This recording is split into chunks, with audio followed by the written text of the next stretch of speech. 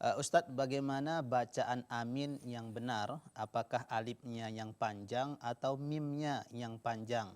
Ya, dari Mas Naufal Magelang. Ya, silakan Ustadz. Ya, jadi amin ini memang dua-duanya panjang. Kalau kita lihat, ya alifnya panjang, ya amin gitu. Minnya juga panjang. Oke, jadi Ya, kalau dan artinya adalah istajib doa ana. Ya, jadi a-nya juga panjang, minnya juga panjang. Ya, dua-dua panjang.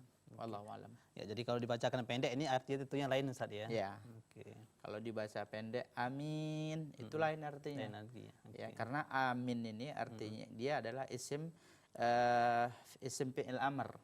Ya, isim fi'il amr. Artinya sebagaimana kita katakan tadi istajib lana atau istajib doa'ana. Kalau kita katakan amin enggak panjang alifnya, maka artinya adalah orang yang dipercaya. Orang yang dipercaya. Maka harus hati-hati juga. Betul.